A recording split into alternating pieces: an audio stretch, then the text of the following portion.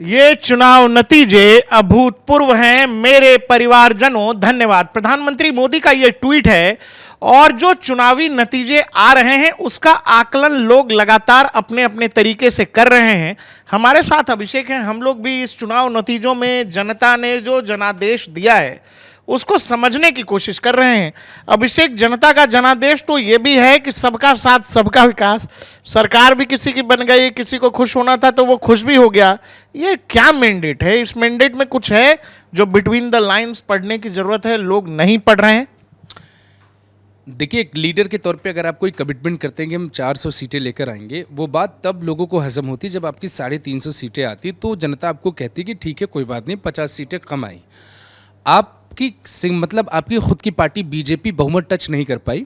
गठबंधन की सरकार बनेगी और ये नरेंद्र मोदी के लिए बहुत बड़ी चुनौती रहेगी। जो स्टाइल है उनका काम करने का, वे ऑफ वर्किंग जो है उनका, उसमें वो क्या गठबंधन के साथ समझौता कर पाएंगे। नीतीश कल को उनको कुछ शर्त रखेंगे तो वो मान पाएंगे।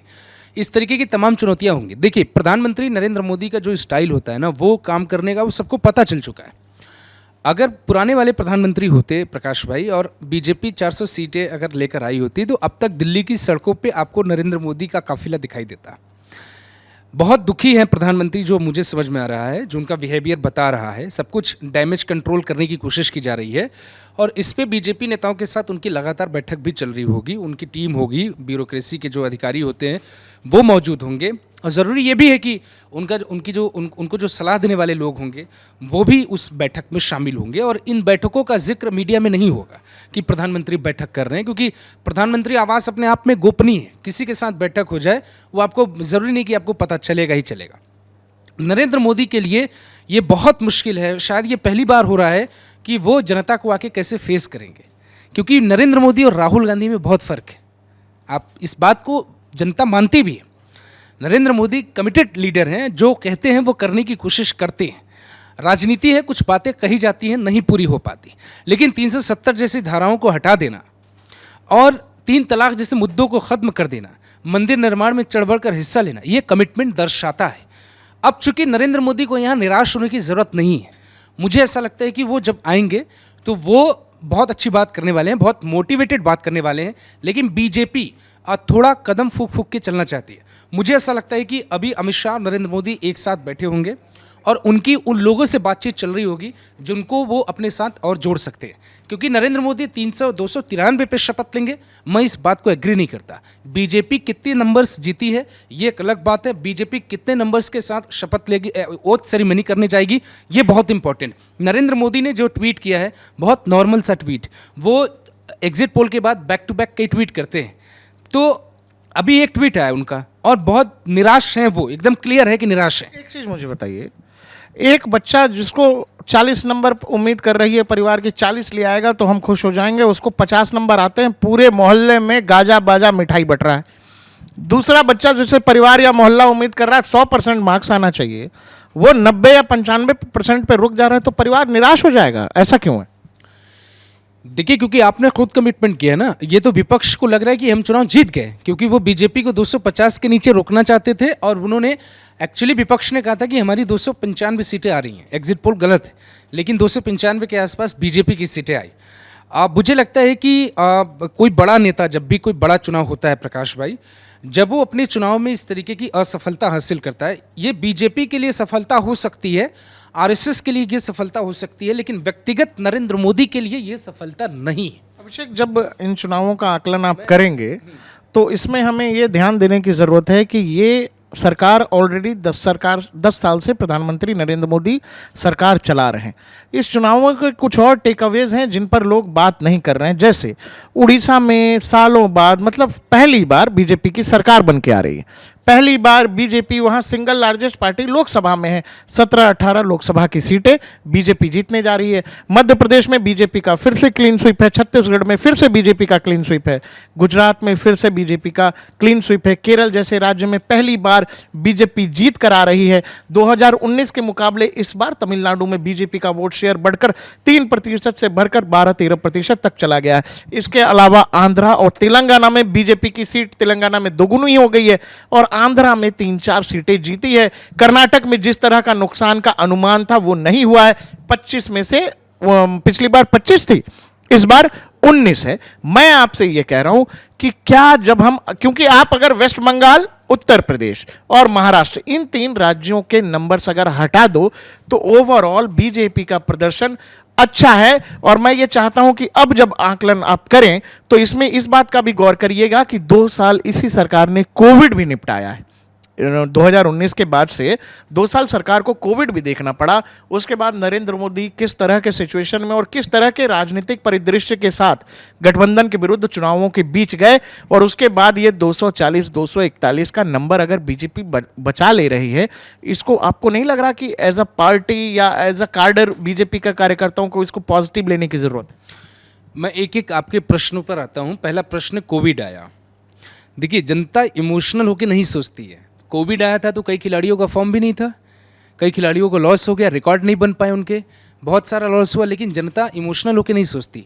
जिस देश की रोटी पर जाति का नाम लिखा हो प्रकाश भाई, वहाँ डेवलपमेंट का सवाल आप नहीं पूछ सकते। अगर विकास की बात आएगी तो मैं सबसे ये पूछना चाहता हूँ कि इस देश में पहला एम्स और दूसरे एम्स बनने के बीच में कितने सालों का फ़र्क था? पहला एम्स बन गया आज़ादी के बाद और दूसरा एम्स बना 50 सालों बाद। तो अब तो बहुत एम्स हो गए आपके पास बहुत एयरपोर्ट हो गए, सड़कें बहुत अच्छी है। 1-2 पॉइंट ऐसा था जहां सरकार की विफलताएं दिखाई दे रही थी। मुझे लगता है कि एक एक पॉइंट पर आते हैं। पॉइंट नंबर 1, यूपी में क्या हुआ? यूपी में तो योगी मोदी और वो अमित शाह, ये जो लॉबी थी उस पर तो बात कर चुके हैं। और जो पब्लिक से रिलेटेड जो इशू था, जो विपक्ष ने हवा दी, पहला कि हर भर्ती का पेपर लीक हो जाना, और वो पेपर लीक कराने वाले कौन लोग हैं ये सब जानते हैं। ये कैसे पेपर लीक होते हैं ये बहुत अच्छे से सबको पता है, और सरकार को भी ये बात पता है कि कैसे पेपर लीक कराए जाते हैं। लेकिन वो एक एजेंडा बना। अग्निवीर को लेकर जो विपक्ष ने मुद्दा उठाया, देखिए मैंने, आप जब अग्निवीर योजना आई थी, मैंने ये चीज़, मेरे मन में ये सवाल आता था कि नरेंद्र मोदी क्या देश का इतना भला सोच रहे हैं कि वो अपनी पार्टी का भला नहीं सोच रहे? भाई उन्होंने डिसीजन लिया, सेना का जो फंड होता है, जो बजट होता है, उसका लगभग 30 से 40% चला जाता था पेंशन में। तो प्रधानमंत्री ने ये सोचा कि हम नई तरीके की योजना लेकर आते हैं जिससे हमें नौजवान भी मिलेंगे और एक व्यवस्था बेहतर होगी। लेकिन क्या उन्होंने ये नहीं सोचा कि इस योजना की वजह से देश के बजाय उनकी पार्टी को बहुत नुकसान हो जाएगा? पहला। दूसरा, आप पूछ रहे थे कि 2 साल लगातार सत्ता में रहे, तो प्रकाश भाई आपने जनता से डाउनफॉल होकर आपने वोट नहीं मांगा, आपने शेर बन के वोट मांगा। आप जिंदा दिल बनकर गए और आपने कहा कि आप 400 वोट हमको, 400 नंबर आप देंगे, 400 हमारे सांसद आने चाहिए। वो कमिटमेंट आप करते हैं। पूरे इलेक्शन में आपका जो एटीट्यूड होता है वो बहुत पॉजिटिव होता है। आप दुनिया भर के देशों को धमका भी देते हैं कि आने वाले, जयशंकर भी बयान देते हैं कि पीओके उस दिन ले लेंगे जिस दिन हम कमिट कर लेंगे अपने आप को। मुझे ऐसा लगता है कि जो आप प्रश्न पूछ रहे हैं और जो नरेंद्र मोदी के दिल में इस वक्त बात चल रही होगी, दोनों में बहुत फ़र्क है। एक ऐसा बच्चा जिसे खिलौना दे दीजिए खुश हो जाए, और एक ऐसा बच्चा जो उसकी जिद है कि हमें कुछ करना है, दोनों में बहुत फ़र्क होता है। दोनों की बारीकियों को समझना पड़ेगा। नरेंद्र मोदी उस कैटेगरी में आते हैं जिनको कुछ भी मिल जाए, क्योंकि वो हमेशा कहते हैं कि मैंने बड़ा किया है, बड़ा करूँगा, बड़ा करना चाहता हूँ।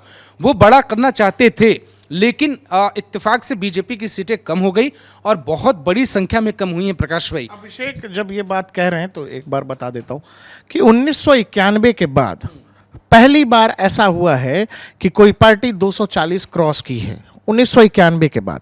और पूर्ण बहुमत की सरकार की बात करेंगे तो राजीव गांधी के बाद ऐसा नरेंद्र मोदी ही लगातार 2 बार कर सके हैं कि वो पूर्ण बहुमत से सरकार बनाया है। और दूसरा सबसे ज़रूरी बात कि लगातार 3 बार अपने नाम पर चुनाव लड़कर तीसरी बार प्रधानमंत्री बनने के भी बेहद करीब हैं नरेंद्र मोदी। ऐसा कौन, किसने किया था? जवाहरलाल नेहरू ने, नेहरू साहब ने तब किया था जब देश में ना आईटी था, ना न्यूज़ चैनल थे, ना टेलीविज़न था, ना इस तरह का सोशल मीडिया था।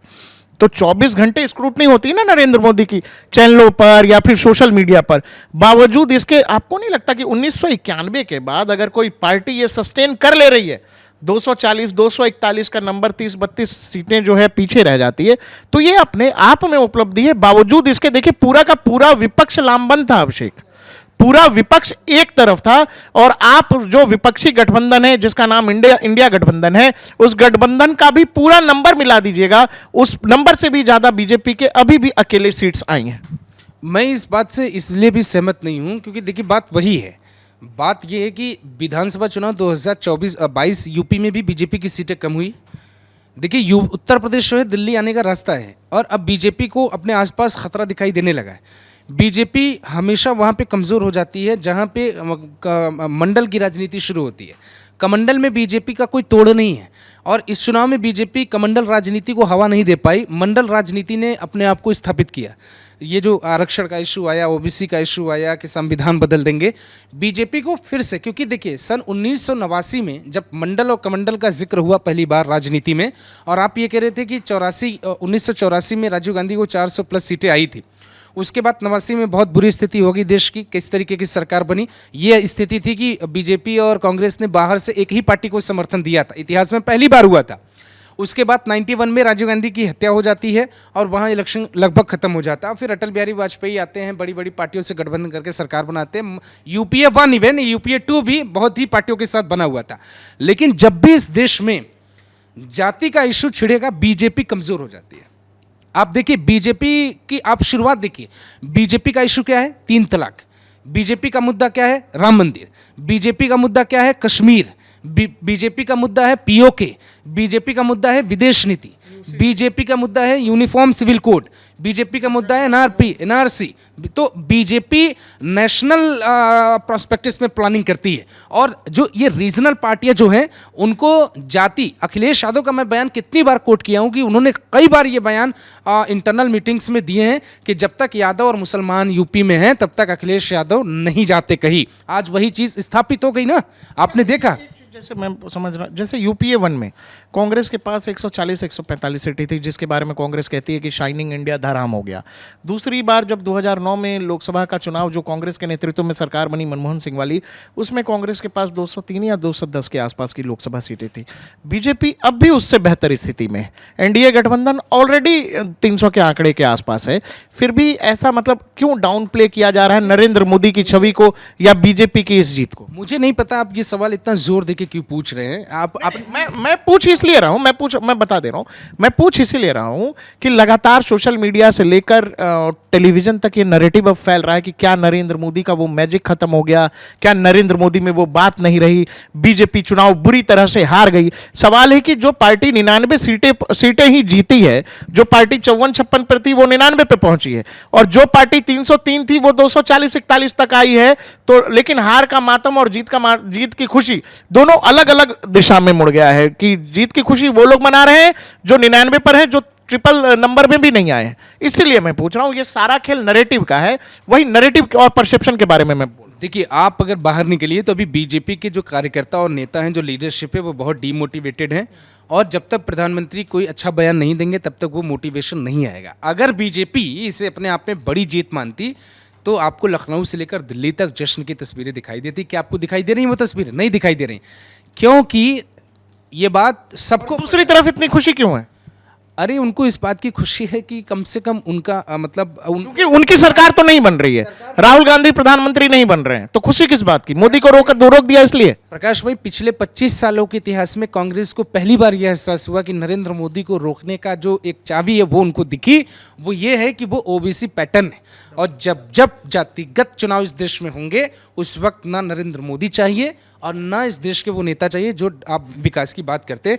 इसीलिए बीजेपी इस नतीजों से परेशान नहीं है। जहां 20-25 नंबर की बात आती है वहां भी अमित शाह इस बात में बहुत दम है कि कांग्रेस या विपक्षी गठबंधन इसलिए खुश है कि उनको संभवतः ये कारण मिल गया है कि नरेंद्र मोदी को किस क्षेत्र में मात दी जा सकती है। हरियाणा में चुनाव है प्रकाश भाई, दिल्ली में चुनाव है। अगर बीजेपी इसको as soon as possible manage नहीं करेगी तो अगर 2 राज्य फिर आ जाएगी तो बीजेपी का जो बीजेपी की जो हिम्मत है और जो छवि है दोनों टूटेगी। तो वहाँ से नरेंद्र मोदी का कद घटेगा। और बीजेपी, मैं बार बार कहता हूँ कि बीजेपी अपने लिए अमावस की रात नहीं देखना चाहती है। लंबे वक्त बाद सत्ता में मिली है, और एक चीज़ बीजेपी को भी सोचना पड़ेगा कि हिंदुत्व का नारा आप ज़्यादा नहीं रट सकते। इस पर भी बीजेपी को काम करना पड़ेगा, क्योंकि हिंदुओं में एकता का सवाल हमेशा से रहा है। हिंदू कभी उतने एक नहीं हुए जो दूसरी जाति धर्म के लोग हुए, ये हमेशा आपने देखा। मतलब कि कहने का मतलब मेरा ये कि पिछले 3 दशक से प्रकाश भाई, ज़्यादातर समय 3-4 दशकों में अगर आप देखेंगे तो ज़्यादातर समय बीजेपी के पास सत्ता रही। 6 साल आप अटल बिहारी वाजपेयी का भी जोड़िए, सन 1996 से लेके सन 2024 लगभग 28 साल होते हैं।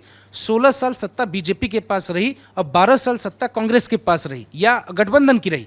तो बीजेपी को अब थोड़ा नैरेटिव रचने की ज़रूरत है और वो काम करने की ज़रूरत है जो काम शायद उन्हें चंद्रशेखर की राजनीति से सीखना चाहिए, चाहे पीवी नरसिम्हा राव की राजनीति से सीखना चाहिए या फिर बीपी सिंह की राजनीति से सीखना चाहिए। एक चीज़ बताइए कि जैसा मुझे ये लग रहा है कि जैसे मैंने पहले भी वीडियो में आपसे पूछा कि नुपुर शर्मा का जो मामला था या फिर टी राजा को जो मामला था, ये वो नाम जो बिल्कुल हार्ड हिंदुत्व की बात करते हुए पार्टी के साथ थे, अचानक से पार्टी ने उनसे अपना दामन छुड़ा लिया।